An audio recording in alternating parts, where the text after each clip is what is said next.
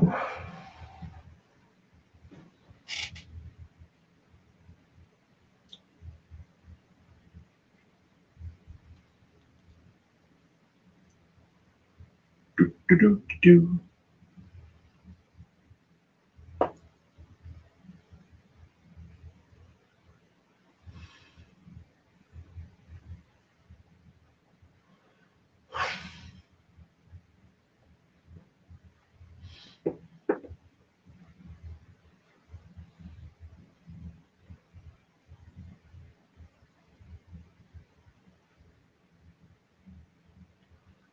Good morning, Kevin. All the way from South Carolina. Mike Stevens. Francie, good morning. Good morning to everyone. Sherry, good morning. Welcome to this morning's Coffee Brew. I trust that everyone had a great week. Gianna Marie is here with us, ladies and gentlemen. Good morning, Gianna.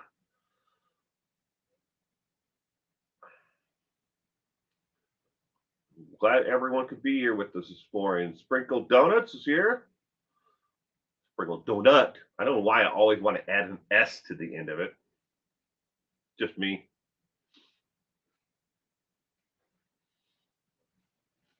Maybe because the picture shows multiple donuts and I want to make it plural. I don't know. But good morning to everyone.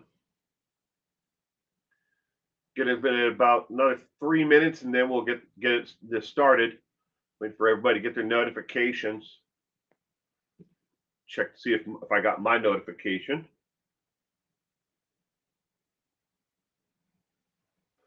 And I did. I got my notification that I'm live, so that's a good thing. Good morning, Gayla.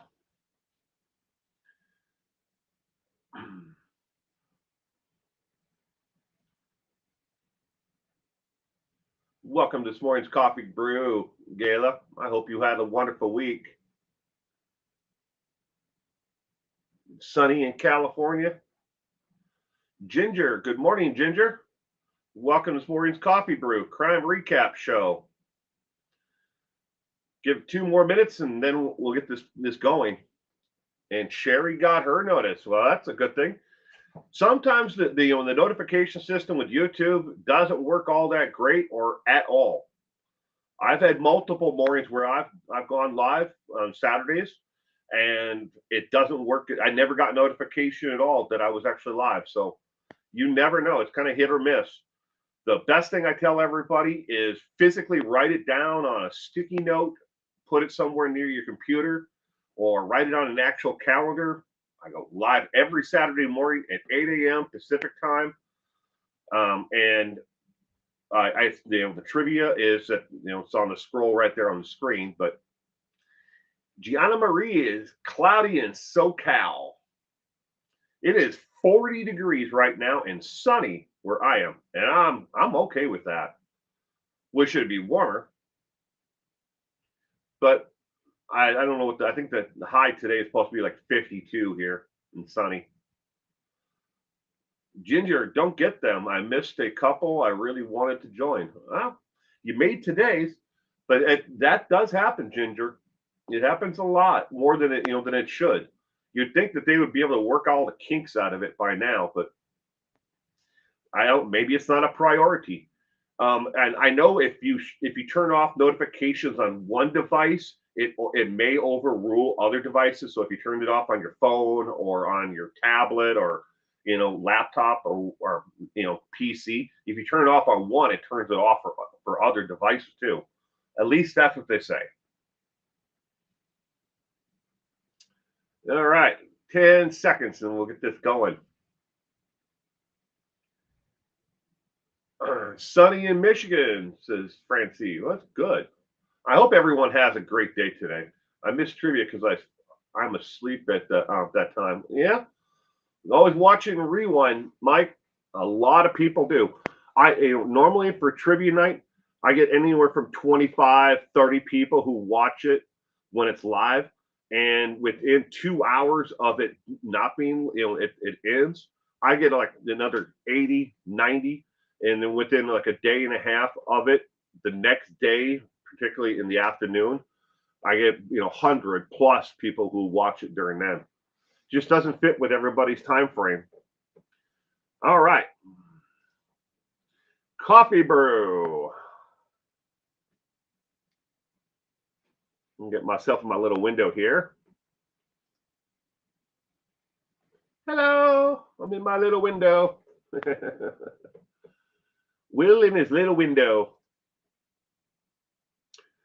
All right, so I'm answering the question, what is Coffee Brew anyways?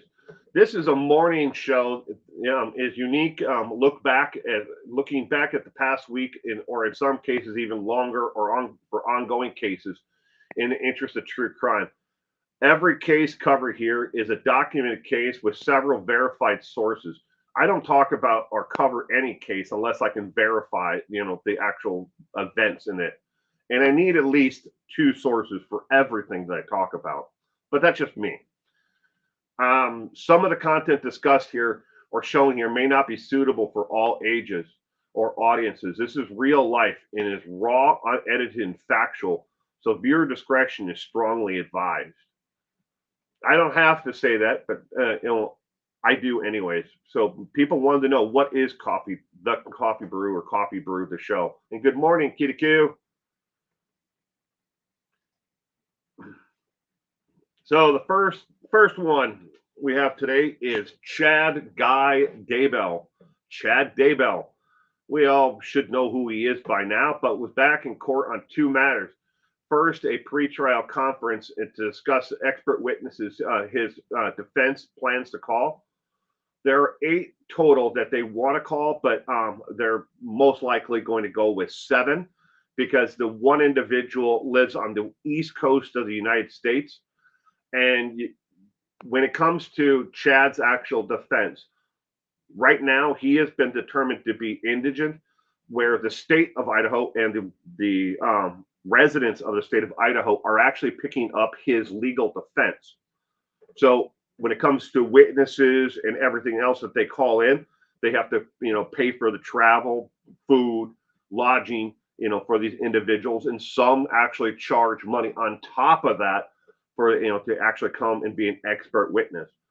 But that was the one matter. The second matter was to file a motion with the court in St. Anthony, which was sealed. No joke again. And they will have yet another closed door hearing to actually, we have no idea what that motion was. The only thing we know right now is it was actually filed in the court, and that if we can see that there was a motion filed, and that's it. It was sealed immediately, and the judge signed that they will actually have a closed door meeting on that actual issue. What it might be, it'd be your guess is as good as mine. But he was back in court this past week. Next is Lori Vallow. Yes, the second wife of Chad Daybell, because he killed his first wife. I mean, allegedly killed his first wife. Lori was back in court this past week in her court proceeding, a conspiracy to commit murder, 2 times. That's 2 actual charges of conspiracy to commit murder in relation to killing her ex-husband, Charles Vallow, and her former nephew-in-law, Brandon Brew. She smiled, laughed, and joked with those in the courtroom. Yeah, it's real. If you can find the video, they're all over online. Just about every news outlet that covered it. She had a great time, and before the proceedings, during the proceedings, and everything. But she also asked that she not take part in the next proceeding, and she was granted that. So the next motion hearing, the procedural hearing part, she doesn't have to come into the actual jail. She gets to stay in the jail with her new besties or whatever. Now, it is undocumented and unproven at this point, but from what reports are out there is that Lori is actually, she does prayer group twice a week, once on Thursdays, once on Sundays. So is she actually doing that? We don't know. It's just hearsay from inmates who were in the actual jail. She is not in solitary confinement right now. She is in a general population unit. That is, you would think that they would be somewhat restrictive of what type of people they put in there, but they can restrict it at first, but then as they need space, they put anybody in there or move them around. Like, okay, well, we don't want to put another 6-time murderer in with her, or someone that can be preyed upon. But hey, that happens. Life, it's life. Once you're behind bars, the jail needs the space. They put people wherever the hell they have to, as long as they keep them locked up. Good morning, Tina. Betty Boop. Good morning. All right. Don't forget, never forget, and never forgive. These are the people that Lori and Chad killed because they believed that they were evil. This is JJ and Ty Lee. We should always remember the victims instead of putting the perpetrators on a pedestal and learning every nuance about their lives. I'm betting that a vast majority of people out there don't even know what JJ's favorite color was or what JJ's favorite game was.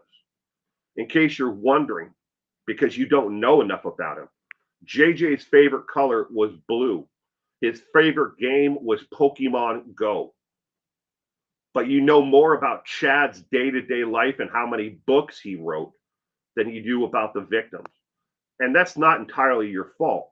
That's the media who are feeding you this, the information. And everybody wants to know, why did Chad do this? Why did Lori do this, allegedly? But don't forget the victims. Additionally, Joseph, Tammy, Brandon, and Charles. Brandon, who is in the middle, he was able to escape with his life. Luckily, when they shot at him, Alex Cox, Lori's brother, allegedly shot at him while he was driving his, down the road. But Charles, Tammy, and Joseph, they actually had a gun and they killed Charles. We know that. Alex Cox shot him dead.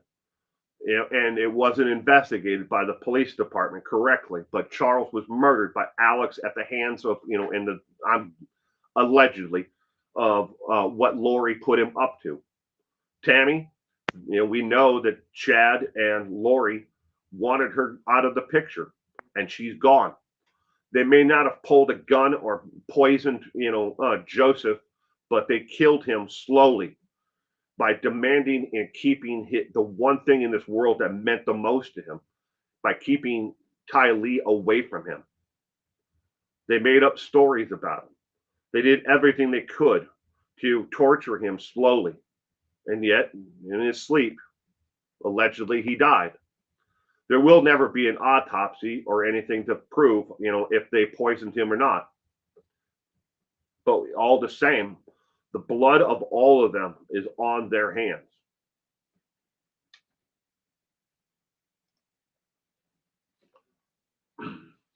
In the past week, the past 7 days is what I'm talking about when I say past week, I found 12 out of 25 larger true crime channels, as they call themselves, reporting that Chad Daybell's trial is being held in the wrong location. I found of those 12 channels, they were all, and people were reporting that if the trial was all over in the state of Idaho, from Moscow to Pullman to, and that's in Washington, Idaho, they thought it was there where the trial is going to be held, most likely for the 4 college students who were murdered. But they've mixed up the location. They had them in Boise, they had them in Fremont, they had them in Hayden, all over the damn state. But 12 out of 25 had confused the actual location. So thousands upon thousands of people out there don't even know where the damn trial is going to be held because they were reporting the wrong information. Additionally, on top of that, 6 were speculating that he's going to be moved from one jail to another here in the short term. No, there is nothing on the Department of Corrections website that says that anyone has put in a notice, one jail or another, to move Chad from one jail to another. And they must file that beforehand. They don't have a date listed when they're going to do it, but they have to file paperwork with the State Department of Corrections that they're going to move an inmate. There is nothing on the website at all. So again, where they came up with that information is beyond me, but I have an idea, and we'll get to that as you read on. Two additional channels reported that he was in a physical altercation. Again, there is nothing listed on the state website or mainstream media. Not East Idaho News, nothing has reported that he was in any kind of altercation with another inmate at all. So you might ask yourself, where did they get this information from? There is a thread on Reddit. It talks about the Chad Daybell and Lori Vallow, the case, and particularly about JJ and Tylee and the murders of those two children. And in that actual thread, there is a lot of misinformation. Reddit is not a news outlet. I mean, they call themselves the front page of the news, or front page of the newspaper. They can call themselves whatever they want. But when you don't vet the actual sources for information, and 90% of people never put a link to anything that they talk about on there, you have to consider it nothing more than just gossip, rumors, whatever you want to call it. But they didn't spend the time to actually confirm the facts. And no, I'm not going to be calling out these channels because this isn't the third grade playground. I'm not about that, and I could, as I've been watching this case the last 7 days, I've seen quite a bit of people who have been speculating about everything. There's even people out there speculating that there may be other victims that Chad and Lori killed before they killed JJ, Tammy, and Charles. That there were victims before that. There's a large, amount of people out there who are actually talking about that. And is someone else going to then look at that and go, "Hey, this is a newsworthy source. I'm going to talk about it." You can do a lot more in this world, for views on social media, particularly on YouTube, and other than make shit up. But people do it all the time. And then somebody hears it for the first time, and then they can lock that in their mind. They go, that must be true. There must be some facts behind that. So then when somebody like myself comes along and I try to tell you, no, there's no information or facts that support any of that at all, the person's going to believe what they heard the first time. So know the facts. Next, James Fry. He is the chief of police in the city of Moscow, Idaho. He is the chief of police who has been in charge, of the case in Idaho where the 4 college students were murdered at the University of Idaho Moscow campus. He announced this past week that he is going to retire. And he wants to leave at the end of the year, but he may have to just serve out his term, which that the actual retirement date is going to vary a little, and he's going to still have to stay on for the case though and testify. So there's no jetting off to Barbados and buying a condo there for him or Belize unless he wants to fly back for the case itself. He's going to retire, and he has plans to spend time with his family and to do a little fishing and some other activities that he's being put off in his life. But James Fry, the chief of police in the city of Moscow, has announced that he will actually be retiring. And again, if this is the Brian Kohlberg case, and yes, I believe I spelled Brian's last name there incorrect, but because obviously it's wrong because it doesn't even have the B in it. I think it's B instead of N. But anyways, I make mistakes too. Next, Ronnie Logan. Oh boy. This is the Delphi case, ladies and gentlemen. The murder of Abigail Abby Williams and Liberty German out of Delphi, Indiana. A new documentary that came out, and they call themselves a documentary, even though they, if you watch it, they made errors on even the dates. Something as simple as that to get right. But he's the landowner where the girls were actually found. He was questioned, early on in the investigation, and Ron Logan. He was a what you call a giant piece of shit. Sorry, but that's the best way I could put it. But anyways, as part of that documentary, a former ex-girlfriend of his who dated him for on and off again for several years came out in the interview. It said for the documentary said that she knows that that is his voice on the recording that the girls had taken, where you can hear the person say down the hill. She's convinced that that is him. But here's the problems with that. One is the man in the video, if you just by forensic examination of using a simple program that anyone can download and use, where you use perspective of an actual individual versus the length that it is known for a railroad tie there on the bridge. He's actually the person on the video is shorter than Ronnie Logan. Now he could be stooped over, and that would change the perspective, but that's an issue that they didn't even bring up in the documentary. The second was is at the time that Abby and Libby were actually murdered, Ronald Logan was in very poor health, and he did die and has crossed over to the other side of the veil, as Lori and Chad Dabo like to say, and he is not here to question nor to defend himself from the accusations that his former ex-girlfriend made about him. The third thing is those who knew him in the Delphi, Indiana area said that they've never seen him wear a blue jacket like the one in the video that the girls took, that he always wore a dark brown, like Carhartt jacket that was insulated, or a vest that was brown, or both, but or a light colored Carhartt jacket that had John Deere embroidered over what would be the left breast pocket area. But they've never seen him with a coat like that.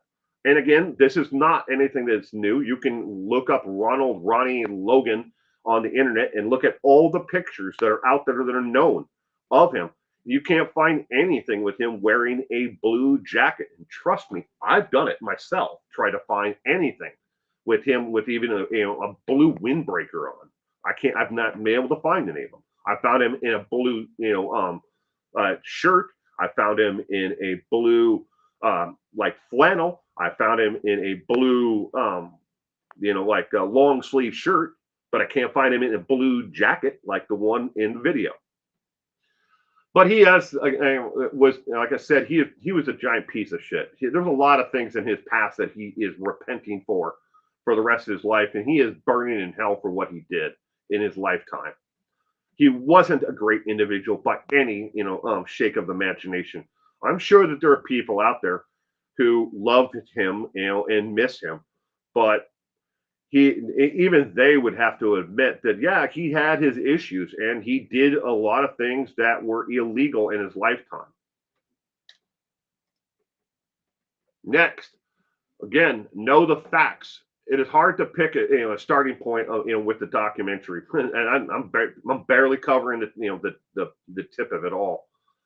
Just to release the Delphi about the Delphi case, it's hard to say. So here are two random ones. There is no evidence that has ever been leaked or released that says that either girl was beaten and or either girl was almost decapitated or had their head removed. Second, there's no evidence or pointing to a release of a second person was involved or a group was involved. Now, where that information came from about a possible tie to a group of people who worship Nordic gods, that came from speculation from the defense.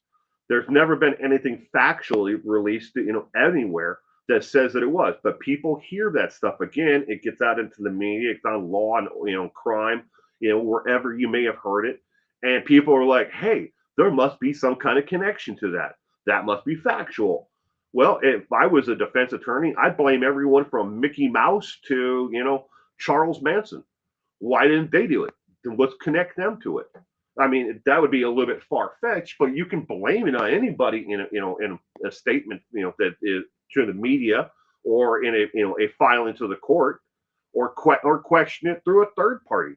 But the court has never said that there is any evidence of the girls being beaten to that point, or or there is a group or a second person who was involved in the murder. Do I personally believe, that there was a group or another individual involved? I don't know. I mean, I haven't seen the facts, and the case hasn't been tried in court, nor have I seen any documentation that proves that either. So a lot of people speculate. Well, how would one individual control two young girls like that?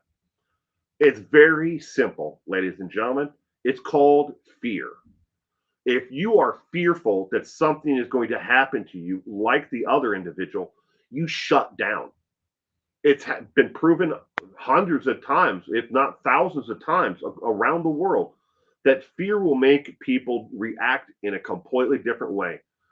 Most people have the flight or response. They see something happening to a friend, they want to run, they want to get the hell away from it. But then there's the other side of that, where you have an emotional connection to the other person that, even if you don't, you see what's happening to them, and if you leave, something worse is going to happen to that person. Instead of running for help, that happens a lot, and that's how one individual can control. If you don't think that that's possible, read about the co-ed killer, Ed Kemper, and how he was able to convince best friends and roommates, college age girls, to both climb into the trunk of his car and then take them out and kill them one at a time while the other one knew. And they could have ran, but he did it. He did it several times. So there are proven cases out there where it has happened. And when Ed, speaking of Ed Kemper, how was he able to control them? Fear. Absolute fear for their lives and for the other individual. And then they shut down. It happens.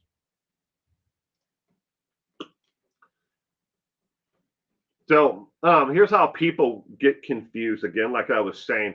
A blogger or social media star puts out a piece, a video, or a post, and they talk about the case at hand. Example again, the Delphi case. The defense raises the question in a motion or speaking to the media, or again, a third party who is working for the the defense, puts out, and a group of idiots were involved in the murder.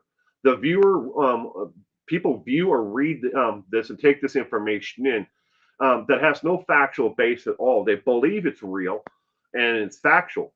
It hurts the case. It hurts the viewer's understanding of the case, because you never are able to get past what you learned in the past. And even if it's years later, people are still questioning.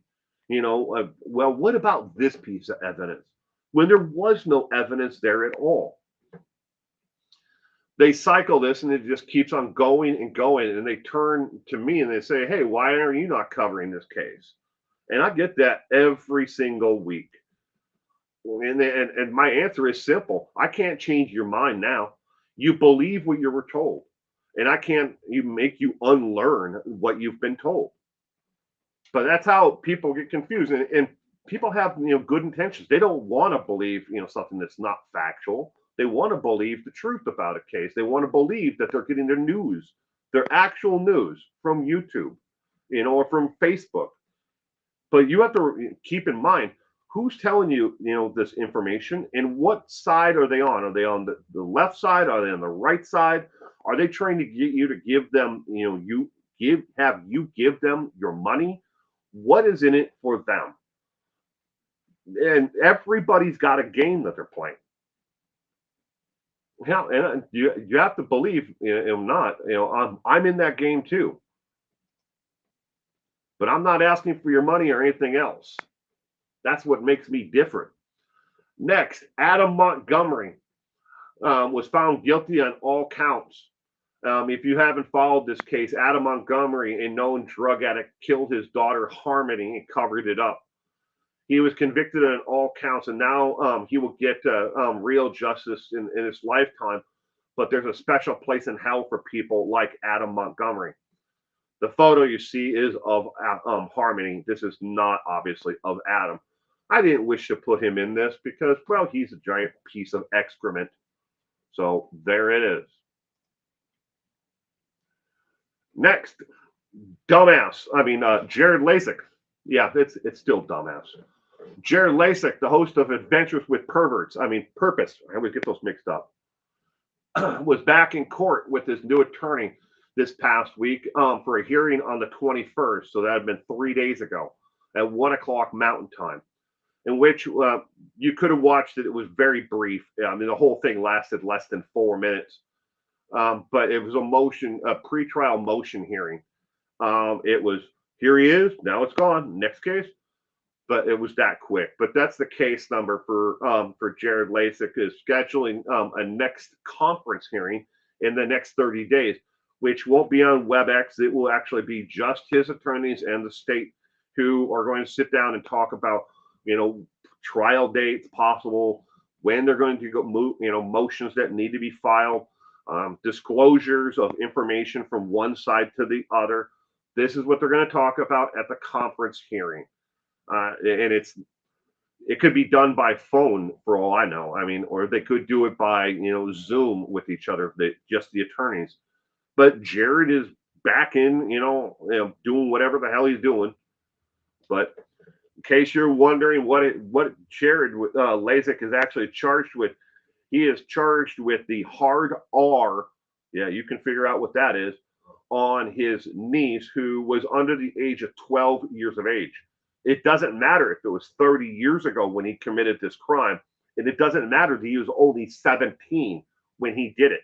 He knew it was wrong. And if someone is 17 and can be enlisted in the United States Armed Services to serve this country, they certainly the hell know the difference between right and wrong.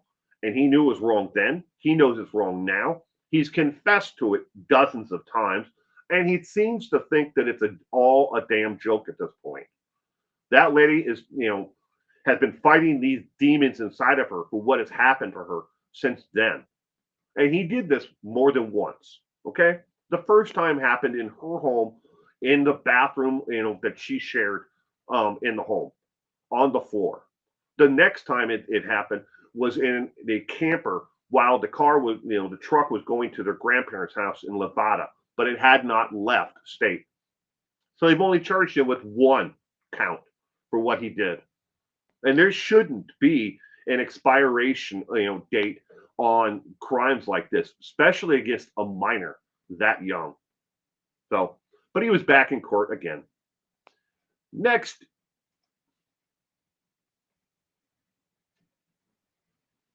Ruby Giffens Frank, however that's pronounced, I'm not sure, but we'll just call her Ruby Frank, but that is her maiden name, was found guilty on all 4 felony charges of child abuse in the 2nd degree with aggravated circumstances of abuse. She was sentenced on each count to 1 to 15 years on each count. As twisted as this is, she will do a minimum amount of time of 4 years. But she could be out in as little as 3 years and 4 months with what they call good time, which is a reduction of her time off her sentence that she can earn. She can earn so much per year maximum of good time. Or if it become overcrowding, they could send her out of prison to a halfway house or to a work farm or a lower security, institution. But she has been sentenced to 1 to 15 years on each count. And this is where a lot of people are confused on this. Yeah, she if you take, all of it maximum, it's 60 years. She won't do anywhere near that. Okay. So 1 year. So let's just say she goes to prison and she keeps her nose clean. Again, she could be out in 3 years and 4 months from now. That's the minimum. But you will do more time in the state of Utah for selling marijuana illegally without a license or to a medical operational license. There are 2 different ones in the state of Utah, but that's where you supply medical marijuana. to people who have a medical marijuana license to actually consume it. But you can do more time in the state of Utah for marijuana sales than she's going to do in prison for, again, torturing and beating two children in what was basically, at the end there before they, her son was able to get away and run to a neighbor's home. And both of those children lived through basically what would be like a wartime camp, a concentration camp, whatever, brainwashing camp. But they were physically, mentally, abused. They were starved. They were both malnourished. They both had, severe wounds. They were both dehydrated, and they are going to carry those scars with them for the rest of their lives. While Ruby Frank is just going to go, 3 years and I'm out, and then I can go back to YouTube and become a YouTube star again, and then get maybe 2, 5, 6 million subscribers. She had 2 million subscribers at the time when she did this, and nobody seemed to care. And all those, if it wasn't for YouTube shutting down her damn channel and deleting her content, she'd still have those millions of people out there sending her money. Think about that. What you're actually supporting. The next time you turn on YouTube and you decide, I want to send this person a super chat. I'm going to send them $9 or $5 or whatever because I like their content. But what is this person actually, doing, in their day-to-day life? Are they abusing their children? Are they, sexually raping, little girls?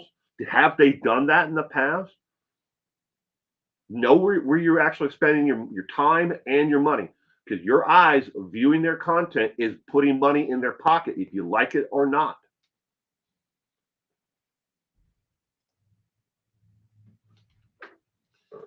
In the United States of America, we are looking at all the states, including Alaska and Hawaii.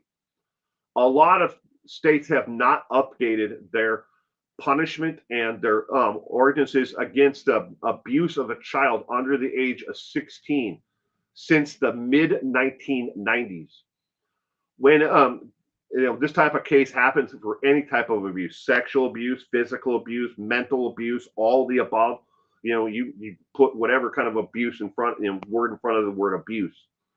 In the state of Utah, like I said, where Ruby Frank was arrested, convicted, and sentenced, you'll get more time in prison for illegal marijuana sales than you will for abusing a child over a prolonged period of time, like she did to 2 of her children. It wasn't just her son.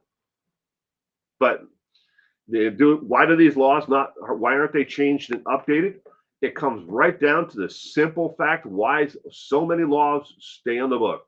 There's no money in it, and there's no fame for the state politician to want to change the law. I hate to say it, but that's the absolute truth. When is the last time you elected, or helped, get someone elected to public office who is running on the platform of, I'm going to change outdated laws? No, you run on people run on the platform, I'm tough on crime.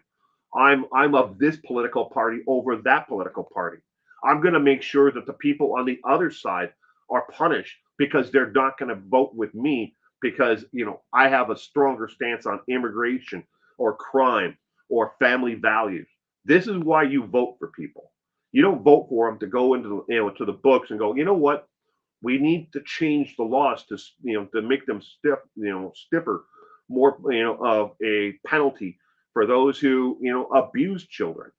We're not protecting our children, and we're not protecting our elders. And as this generation gets older, speaking of my generation, gets older, parents are living longer, and we're about to hit a threshold where we have more people living in the United States of the age of 90 plus than anywhere else in the world. But we're not protecting them, and we're allowing crimes to happen. We're like, oh man, that Nigerian scam cleaned out my grandmother's bank account. That sucks. Why are we not making it tougher? Why are we not passing laws to make sure that these people are held accountable, even if they're outside of the country? We can pressure other countries to to hold the laws of this land and hold the people there accountable for what they do. but we don't do it. And just like, holding people accountable for the crimes that they commit against children. So now you know. Thank you again, everyone. That is it for the presentation. And now back to me.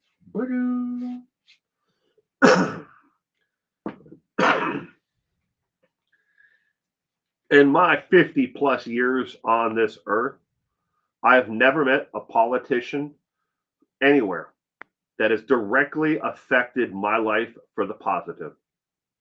I have seen and voted for a lot of people in my lifetime on both sides of the party line, and I've never seen one of them change my life for the better.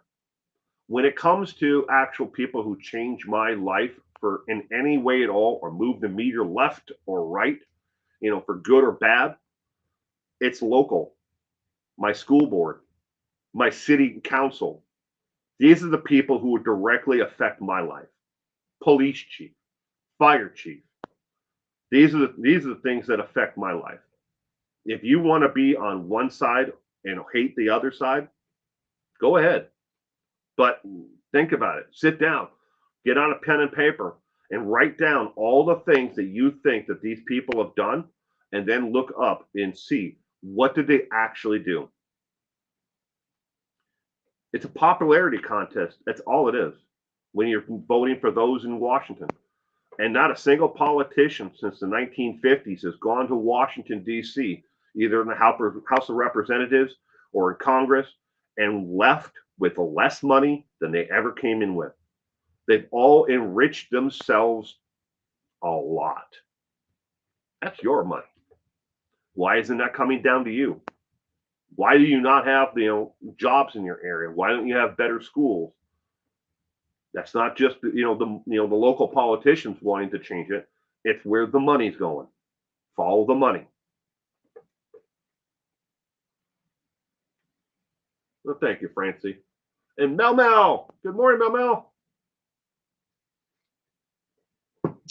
It costs a lot of money keeping them locked up too. Yeah. A capital murder case. I don't have, these are not the exact numbers, but I'm going to give you just an example of, let's say we have Lori Vallow. Okay, she's been convicted of murder. Instead of giving her life without the possibility of parole, they went after the death penalty. All right. To fight a death penalty case is going to cost millions of dollars for the state as the actual prosecution and carrying it on through each and every single one of the appeals, plus the time of, for her being in prison, her defense. You add it all together, it's going to be over $1 million, okay, in total cost. If you put her in prison and say you get life without the possibility of parole, the cost drops dramatically over what the actual cost is, for her rotting away in prison versus, her fighting to keep her, the needle out of her arm. It's vastly different here in the United States. I think the last time I actually checked on the numbers, it was about 60% less. So like you have $1 million here, it would be, like 400, to 600,000 versus $1 million plus. So you're saving a lot of money. But does Lori Vallow get, should she get, even another day on this earth to breathe for what she actually did, killing her children, in the death of Charles and, and Tammy and, and Joseph? Should she, be even allowed to draw another breath? That's where you have to think about individually. Where do you stand on for an eye for an eye? Do you believe that, killing the person who, because you are committing murder, but it's state or federal sanctioned murder? Or do you stand over here with, the belief that, they will pay in the afterlife for their crime for an eternity? Or maybe you want a little bit of both, and you're more in the middle on the whole thing.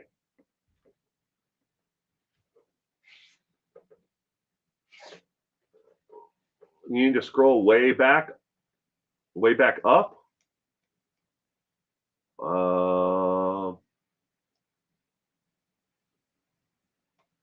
What am I looking for? People get frozen with fear. That is true.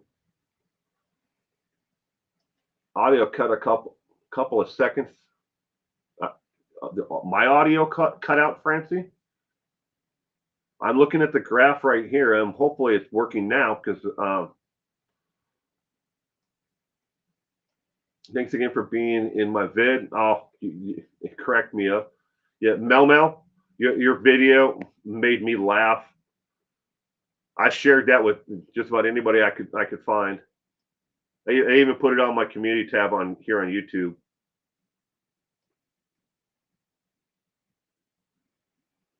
Vintage Art. Good morning, Vintage Art. Welcome to this morning's live stream. Coffee Brew. Chad doesn't stand a chance at being found innocent. I would put that at right now, Mike. If I had to put a percentage on it, I put it at maybe a 30% chance that he is, because I'm not an attorney, but I would think that he could bring up enough doubt in the minds of the jury that says, look, it wasn't me. I was just following along with it. But I think they're gonna convict him 100% on something. I don't know if they're necessarily going to be able to convict him at this point by what I know factually, if he, on murder. Because he could blame Lori and Alex for everything and said I wasn't in the loop on this at all. But how do you get away from you were there burning debris over and incinerating a teenager in a pile, and you're supposedly getting rid of a raccoon. Yeah, I think they still have kids helplines. I always taught my kids they could talk to me or one of their aunties about anything. That way they could daub on me if they needed to.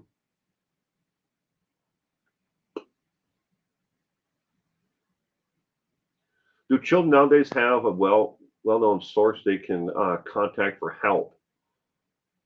Um, Now my son knows 911, and now does my son understand what 911 is? Not entirely, but he knows that if he dials it on a phone, the police show up.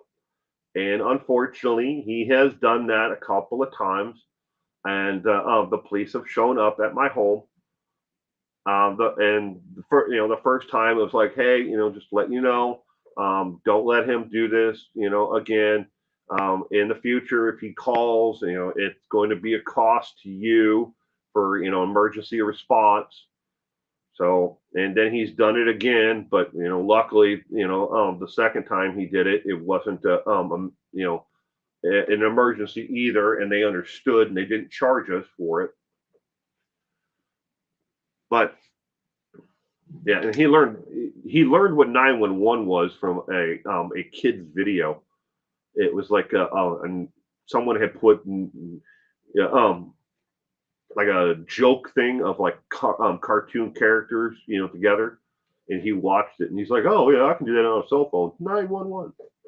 Yeah, but does he know that you can call, or do other kids know that there's a number you can call other than that for help? I would hope so, but do they grasp? My son's only 7, but does he grasp what it does, and that somebody's actually going to come and help? Oh,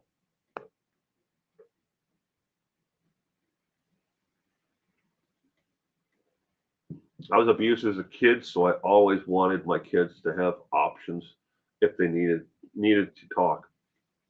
And that's the best that we can do, Mel.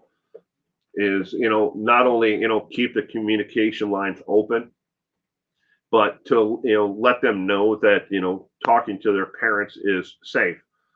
Unfortunately, though, a lot of children don't have that option.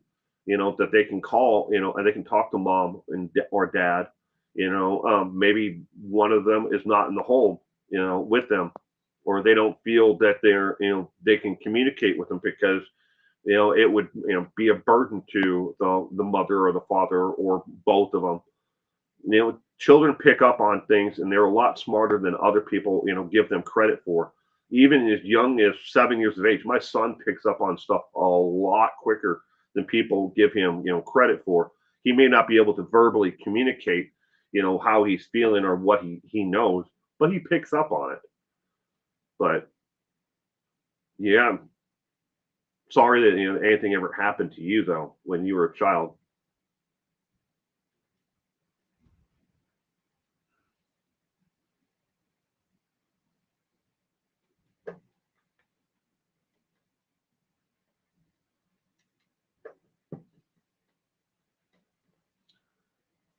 It could, Francie, but they're very diligent about it. I can't remember the name of the show. It's Vlad and Nikki.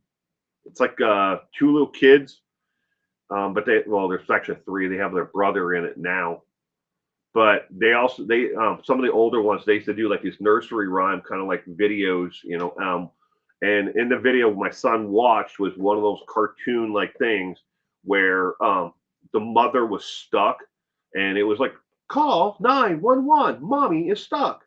So that's when my son first picked up the a cell phone, and it doesn't matter if it's an active cell phone or not. Here, at least in my state, I don't know if this is nationwide, but even if you take the SIM card out and all of it, and if it has any kind of charge to it, you can make an emergency call from a cell phone that is no longer being used. And we found out my son knew where an old cell phone was that day, and they track it by GPS, whoop, right to the location. Hard to find someone that wasn't abused in some form as a child. It is sad, so sad that that's how it ended up. ESP is our generation.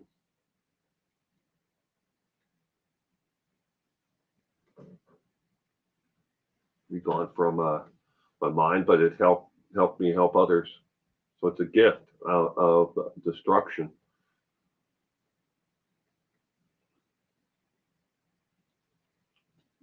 Cheeky boy.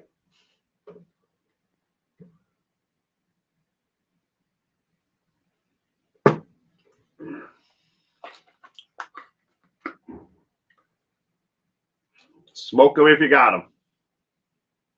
Smoke them if you got them.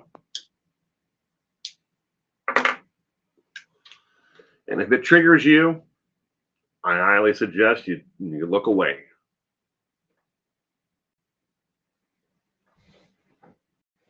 I just watched a documentary on aging from the National Institute of Health. Obviously, these are bad for you, but they found in a long-term study that they did over a 20-year period that moderate drinking is actually good for you. Caffeine, coffee, intake liquid-wise from either chocolate or from coffee in moderation is good. For not only, it's not destructive like people thought to the mind and to the body, for either one in moderation. I mean, everything in moderation.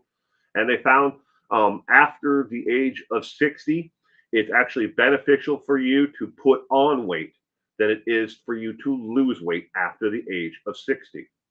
So there's hope for me, is what I'm saying. I only vape now. I do miss my morning ciggy. Yeah. Well, they call them what, nails in my coffin. I wish I could give it up, but I'm not going to switch to a vape. Give it 20 years, we'll find out what vaping actually does to people. We know, there's the side effects of popcorn lung and all that of the things that are immediate that can be found right now from vaping. But is one better than the other? I don't know.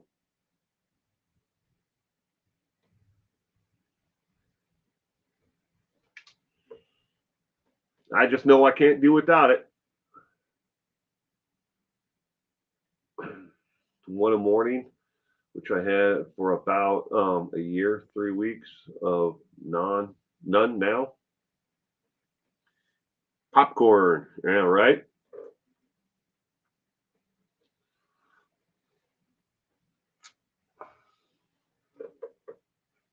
My heart doctor told me to have coffee before I go to bed. Yep, seriously.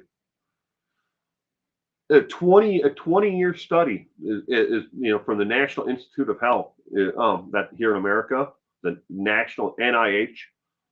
They studied people who were in their starting in their 40s through to their 60s.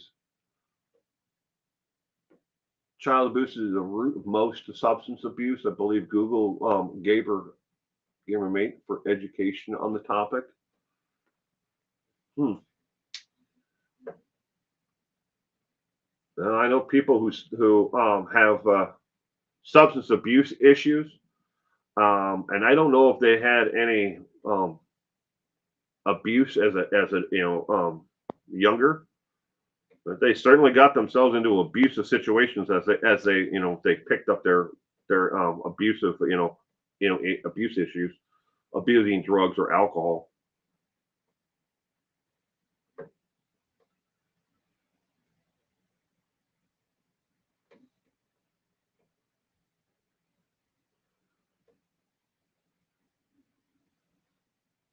My family owned a nursing homes, Will, and once you took those oldies booze and cigs, they dropped dead. They needed them after a certain age. It was very interesting. As part of the National Institute of Health, they were looking at a connection for Alzheimer's and for dementia. And what they used to believe, there's no way to actually tell if someone has Alzheimer's before death, and the only way that they actually do that was they believed in after the fact that they would examine and after death they would examine the brain for what they called plaque. It's actually got a technical term, but we'll call it plaque in the brain. And that was what they believed was that the connection. Well, this person had Alzheimer's, or this person didn't, or this person had dementia. And then they found out that there are people who actually live, because now as medical as over 20 years, the devices they now can do a CT scan with a certain. It's kind of like a CT scan, and they can actually, and while the person's alive, and they can see who actually has it and who doesn't. And it turns out that people are living, who don't have any signs, and they never have signs while they're alive, and they're now in their 80s and 90s, who never had. They had the symptoms, and they had this plaque in their brain, but they don't have any of the side effects of Alzheimer's or dementia. So now they're looking at a completely different connection to a I think it's a protein, but I could be wrong. If my wife was here, she watched it with me. She'd know if it was a protein or not. That is actually connected to Lou Gehrig's disease, and that is showing up in the brains of those who actually had Alzheimer's and dementia. Some people just decide they don't want to remember anymore, and they don't want to be bothered.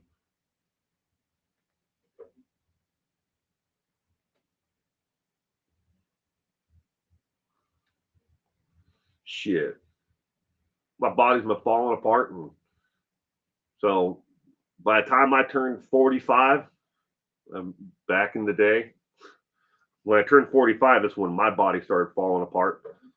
Mainly because I didn't take care of myself physically, other than just keep on going, and I never gave myself the time to recoup, and everything else. I lived fast, die young, and leave a good looking corpse. Is basically how I lived my life. And now there isn't a part of any part of my body that's not falling apart. It feels like most days. Just getting out of bed, it's like, oh no, oh no. Putting my feet on the floor, put my slippers on, and getting out of bed is like a chore and a half some days. Have you ever had a scan on your brain, Will? Yes. Oh, I've had quite a few of them, Mel Mel. I'm a Mel Mel. In case you don't know, I'm a head trauma survivor. December 18th, 2002 at 6:47 p.m. A coworker of mine that I was the manager of tried to kill me. He hit me in the back of the head with a pipe, and then when he knocked me to the ground, he grabbed the bed of my buddy's truck and jumped up and down on my head, trying to kill me. But I survived because I truly believe, and people don't want to believe this, they don't think that it's real. I truly believe that there is something in this world that I'm supposed to do. Don't maybe I'm not doing it yet, but I'm here for a reason. And I think everyone is here for a reason. Even if you think that there is no reason for you to be around, there's a reason. Even if it's tomorrow, you walk past someone going into a grocery store and you say to them, "Hello," and you open the door for them, or you greet someone. That changes someone's life. And maybe that one thing is just enough to keep that person going for another day. And then the next day, something else positive happens. You don't know why you're here. None of us know why we're here. I mean, we're all born. We all know how we got here physically. And all that. But why did you try to kill me, Mel Mel? It was at the company Christmas party. I'll give you the short version of it. So we had a white elephant gift exchange at the Christmas party. It was the whole thing was in a casino, but they had a banquet room. So we had dinner, we had drinks, and then we did a white elephant gift exchange. That all happened, and then the company I was working for with my buddy's company, we did profit sharing. Now, this individual hadn't been with the company long enough to participate in profit sharing. And that's when the owner, my friend, handed out the checks for profit sharing for the year to everyone. And we knew going in he wasn't going to get a check.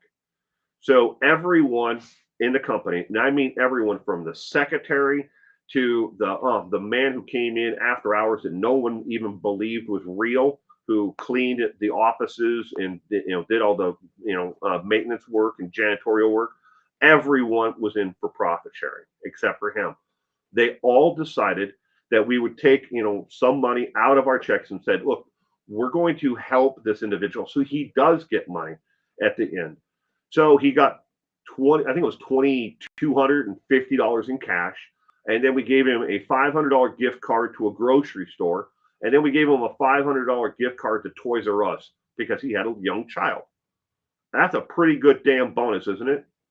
And he only been with the company for like 4 months, and that's why he wasn't eligible for profit sharing. So he thought that he was getting screwed, and that I, being his manager, was the reason why he wasn't getting a bonus check like everybody else. So, and I guess he was doing a ton of drugs. I want to say he was on PCP or something like that, angel dust or PCP or something like that, on top of heroin, but decided to take it out on me. What is a white elephant gift exchange? So a white elephant gift exchange, Francie, works like this. Everybody brings a gift, okay? And then everybody draws a number. And then you go in order from 1 to, say like there are 10 people, all right? The first person opens a gift. Great, I got a commemorative plaque picture of me, whatever it might be. We'll just say that's what the gift was. It's the first person opened.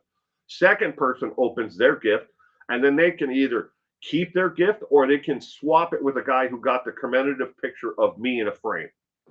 And then it goes to the third person. The third person can keep their gift, or they can exchange it with one of the other people. Some people call it stealing. You can steal their gift and they get your gift. So it goes back and forth like that. And you could end up with one item like, the commemorative picture of me in a frame. That could be the item you originally started with. And at the end of the night, you end up with a pair of socks if it's a large enough of a group or whatever. But everybody brings a gift and you have to wrap them. But that's a gift exchange, white elephant gift exchange.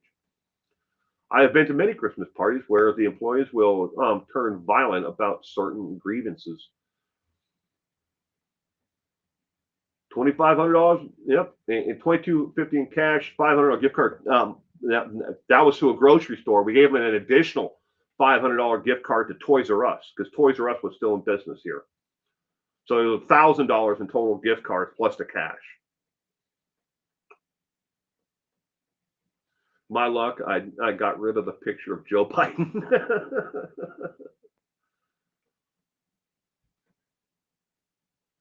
Well, I can't believe you survived that. How long was the rehab? Mel. Well, first off, there's long-term side effects to it. Um, I have epilepsy. I don't know if anybody knows that, but I do. I suffer from migraines, but with medication, they're both pretty much under control. But I have a oral digestive migraine medication that I carry with me everywhere I go. I take Maxalt daily, plus I take Maxalt MLT, which is an oral digestive migraine medication. Um, so I have those two. There are long-term side effects of from it. Uh, so it gets a lot worse. So after what he did, my buddy loaded me up in his truck and took me home, and him and another friend brought me into the house and laid me out on the the couch sofa. Well, I don't know what the hell you call it. It's not a full size couch. It's this ugly piece of furniture my wife bought. It was made in like the 1900s. It couch goes like this on the back, and it's uncomfortable to sit on. And I still hate the thing because I still have it. But anyways, they laid me out on that, and then they just went home. What they didn't know was I had a blown out orbital socket, and I had bleeding in my brain, and which almost killed me. The next day, it just happened to be my daughter had a recital at Christmas recital at her Montessori school where she was attending. So the next day, my wife woke me up, thought, oh, goddamn, they brought you home, drunk, and because I wasn't making any sense at all. I didn't know where I was or what was going on. She had me get dressed and took me to the recital. And we were at the recital, and they said, there's something wrong with you. And you haven't been drinking at all. But I was acting like I was absolutely loaded. Like I had no control over where I was or what I was doing. So they took me to the ER, and the ER they did the test on me, but they let me go before the actual CAT scan or whatever it was that they did. They let me just go home. And then I was at home, and the ambulance showed up at my house, and they're like, "You got to go back to the hospital."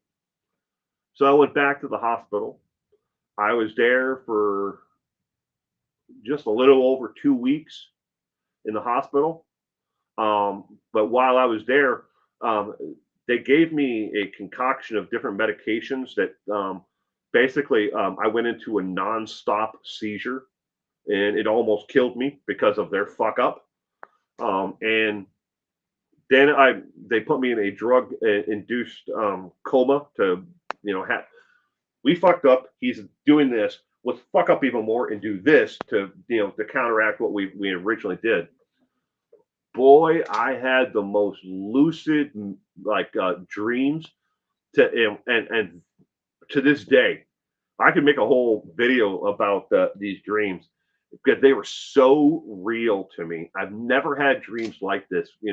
I could smell the air, I could taste everything, all of it.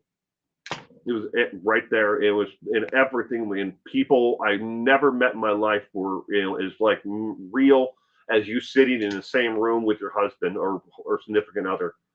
I had a connection with them. I knew them. I had skills I still don't have to this day, but I had them in that dream or series of dreams. It was actually 4. Oh yeah, he was definitely prosecuted, Gala. So unfortunately, after he was done with me and still high as shit, later on that night, he threw an elderly man down a series, 2 flights of those metal industrial stairs at a warehouse. He shoved the man down the stairs, so he got criminal assault in the second degree for that, and a couple misdemeanors and trespassing, violation of a restraining order. And then after he wasn't done yet, unfortunately, um, he decided that high as shit, he was going to open the door of the car while it was driving down the road because his son was in the back seat crying. He grabbed his son, who was, I think, 2 or 3 years old at the time, and he grabbed him and threw his son out of the car while it was moving before his girlfriend could pull over and stop the car. So he got the assault, attempted murder on me, the charges against the man for what he did that night, the assault battery on his son, a whole litany of other charges, and then I went to court. I fought the whole thing. I was there for every bit of it. I gave a victim statement, all of it, and I had to watch because it was all caught on camera. Because the casino, the surveillance cameras, you watch. I had to watch it over and over and over again. The attack on me, and then but trying to relive that. I mean, like, I have no actual memory of it. That's gone. There's so much of my past that is gone on top of it all. But the state ended up. They were in the middle of the trial, and someone had done something. Either they testified to something that wasn't right, or I can't remember exactly what the reason was, but they were like, the state was looking at either having a mistrial or pleading him out. And they went to him and they gave him an offer of plead out on all the charges. We drop these charges and we'll give you 20 years with the possibility of being released on parole in, I think, 17. Now, he did. He took that plea. He got out of prison. And within 6 months of his actual release, he went back to jail for probation violations. And then he skipped out of the country. And as far as I know, nobody knows where he is to this day. But there's a whole litany of felony charges waiting for him if they ever do catch him again. Besides the probation, parole violations, and all that shit that, on top of it all. Company parties are always a nightmare. This is why I don't attend company parties anymore. Some people turn violent when they get drunk. Yeah, well, but that's my life.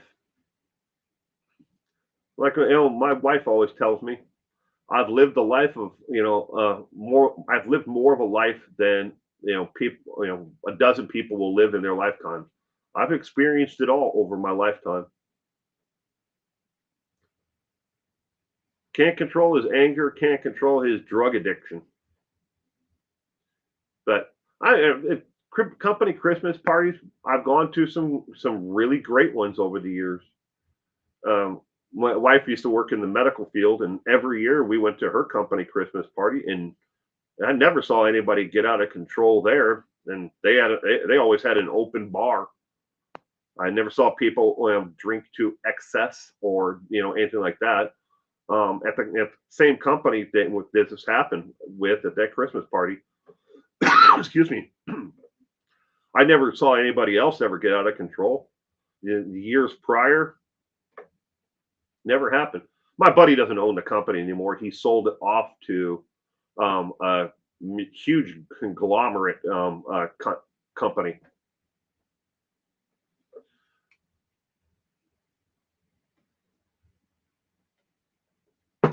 Yeah, Mel. It's I would say it's my pleasure, but it's not really. But I mean, I'm more than willing. I'm an open book. People think that I'm hiding something behind all this. I don't understand why. I'll tell anybody anything. You got a question about my life, I'll answer it. This is me. I got better things to do with my life than be fake. I find it hard to believe that he left the country and didn't end up in another jail for something. Wonder if he met his match and became a John Doe. Might be. We know he has connections to Central America, Latin America. His father or somebody. This is according to the DA. Last time I talked to him, who's no longer the DA, who's now in private practice, who's a friend of actually my friend, who's a sitting district court judge. It's a long story of connections there, but anyways, they believe that he is that's where he skipped off to because through a family member, brother, dad, something, some kind of connection. He has connection to the MS-13 gang down in Mexico and Latin America. Intoxicated people kept you in a job. Isn't that the truth, huh? A company party magnifies any and all dysfunctions in the workplace. Oh yeah.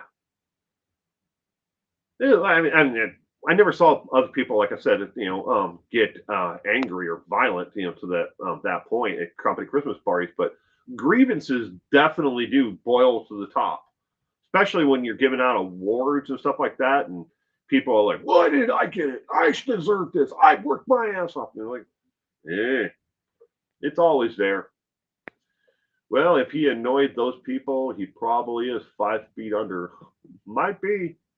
Don't know, Mel Mel. We don't know. And in my day-to-day life, year-to-year life, um, I don't think that I've looked, I should say, I don't think I've given it more than maybe a couple of seconds of my entire life each year. I have newspaper clippings of it all that are in the safe, from the entire thing, the case and what happened to me. But and then I have his sentencing, a copy of his sentencing report and stuff like that. But that's in the safe as well. But I don't know.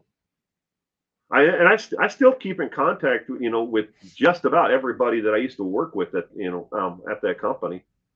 They're great guys, great people. Even the people who worked in the office and the scientists and everything else who worked there, a great bunch of people. But the company is still in business, but they're now underneath the umbrella of this major conglomerate. And when that company took over, they did away with, cut the fat out of the company. So a lot of positions like, that I had there and, a couple of my closer friends who were there, no, they don't have those positions anymore. They've cut the fat and make it more profitable for their stockholders. No joke. People who worked over the company for 25 plus years, they're like, we can outsource this. We don't need you. We don't have to pay medical or retirement benefits anymore. I'm sorry. You're now what, 59? Goodbye. That's what the company did. After he sold it, the conglomerate came in and they said, nope. I'm glad I came through too. But like I said, Mel, I truly believe that from way before then, I'm here on this earth and I have a purpose. And maybe I don't know what that purpose is. Maybe I'll never know what that purpose is. Maybe, me just being real, and telling people and keeping it as factual as I can for what I'm doing. Maybe that's the purpose. Maybe the purpose is, to be here for my son, because this happened way before he was ever born. So, that was back in 2002. What happened from 2002 going forward? I was here, through my wife's breast cancer, and maybe that was my, why I needed to be here was she needed someone, strong who could be there with her to help her through it. Maybe that's my purpose in life. Maybe my purpose in life is my son, like I said. Maybe it's something else. Maybe tomorrow afternoon, my purpose is, to help somebody else out who needs the help. Or maybe my purpose in life is just to be here, to give a venue to people to, openly talk, to discuss whatever, we're talking about that day. I don't know. But I truly believe that I really am here for a reason. I don't think I'm a messiah or I don't have any God complex. But I really believe that I'm here for a reason. Francie, you're pro union. Yeah, I wish we had a union back then. But when I worked for my buddy at that company, there was like 30 employees. I guess 30. Well, at least locally, we had a couple other satellite things. So maybe total 50 people. That union would have been nice, but my buddy always took care of everybody from the day you started. And had to go 90 days, and then you got health insurance, where he picked up a majority of that, and you had health, dental, vision, and you could sign up your family, and it was cheaper than going out on the market. It's way before freaking the federal mandated system, which is a joke. But it was cheap. It was cheaper for me to put all my wife and my daughter underneath my insurance and everything else. I mean, because he made damn sure he took care of his employees, because he knew, if he took care of his employees, they took care of him. And we did. And it wasn't until, I want to say, 2017, so 16 years after, 14 years after this is when he went into talks to sell the company. And he got paid. He got paid really well. Great purpose. You were almost killed on my birthday. Oh, Chet. Sorry, Kayla. I was going to bed an hour ago. LOL. Yeah, it's got to get pretty late at night. Well, next day, aren't you? It's so it is Saturday there in the land down under, isn't it?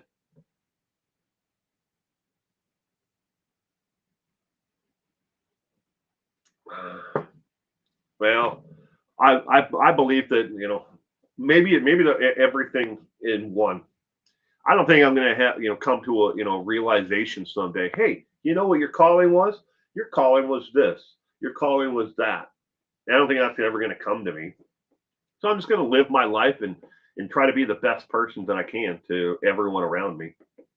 And that really is that too terrible? I mean, that's something that we all can do, right? Tomorrow afternoon, we just live our life by the golden rule: treat others as we wish to be treated ourselves. And if we just start with just that little seedling, and you may not be able to make a difference, for the entire world, but if you can make a difference in your own little community, your home, you're there, and then it just grows. So you never know.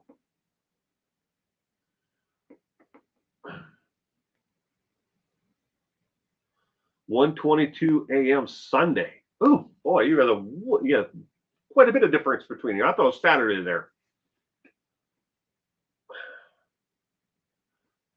I'm going to go for the stream here is going to wrap up in about 2 minutes. 2 minutes, ladies and gentlemen. If I can leave you with one piece, of advice at the end, when it comes to all of this, what my channel is all about, and everything in true crime in general, is start. Even I don't want you to go out there and question the next person directly, and challenge them, but just question. Where are they getting their information from, and are they willing to share where they're actually getting their information from? Because I mean, I'm telling you, it becomes a day-to-day chore. A lot of weeks, for me, a lot of people question, how did this possibly happen? Where did this information come from? I mean, in a given month, I probably still get 60, somewhere in there, 60, comments on every single Christopher Watts video. It's still playing in people's minds, and they still want to blame Shannon 100% for what happened. As disgusting as that is, they still want to blame the victim, but they don't want to look up the information themselves. They just want to believe this and blame here. But you don't have to question people directly, and challenge them to where it is. Just question yourself. Where did they get this? Well, have they shared any links with you or told you where it came from? So I hope everyone has a great day on the way out. Today, can you give this a thumbs up if you enjoyed it? If you didn't, please don't feel bad. Give it a thumbs down. It it all acts as an interaction to YouTube, and it helps them suggest this content out to other people. Maybe they don't want to hear this long rant of me afterwards, but they'll at least enjoy like the first part of it. But everyone, I hope you all have a terrific day today, and I hope to see you all tomorrow. As you can see, that's going by on the scroll, and a couple of you were emailed directly what the trivia night was about because you like to be early in the loop. But tomorrow's trivia on Sunday, again at 4 p.m. On the Pacific Coast, 5 for Mountain, 7 on the East Coast, and we are looking at Jack the Ripper. Jack the Ripper is all the trivia questions tomorrow. But in the meantime, everyone, please stay safe out there, and you have a terrific day. If I don't see you for trivia, please, I hope that you have a terrific week ahead.